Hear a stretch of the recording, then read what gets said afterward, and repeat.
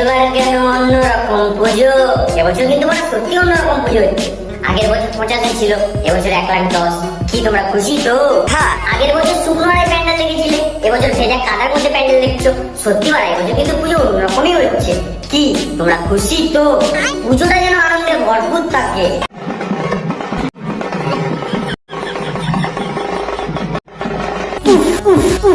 রাজুদা, তোমার যা নাচ একদম চুমু। আর এই নাচের ভিড়ে যে উপর বলে পৌঁছায় না, তোমার 1,10,000 টাকা কনফার্ম।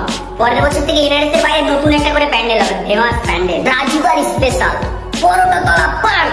রাজুদা, রাজুদা, আমরা যদি সৎ পথে থাকি কোনো শক্তি পারবে না আমাদের এক চুল হেলাতে। আমাদের রাজুদা কিন্তু একদম সৎ পথে আছে।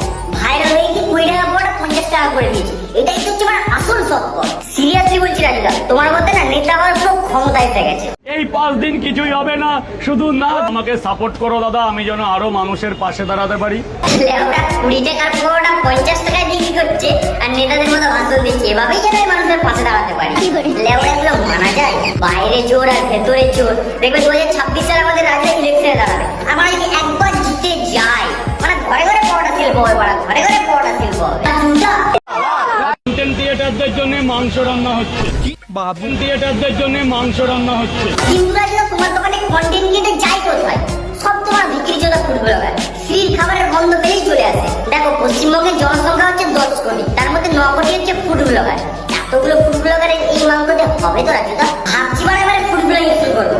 ফ্রিতে রাজুদাদের মাংস খাবো, সাথে পাবলিকের কিস্তি, আর মানে ফেসবুক থেকে যে রেভিনিউ কামাবো, আমার শোধ হয়ে যাবে সব কিস্তি। তোমরা আমার অ্যাকাউন্টটা ফলো করো, আমি গেলাম ফুড ব্লগিং করতে। তাড়াতাড়ি ফলো করো।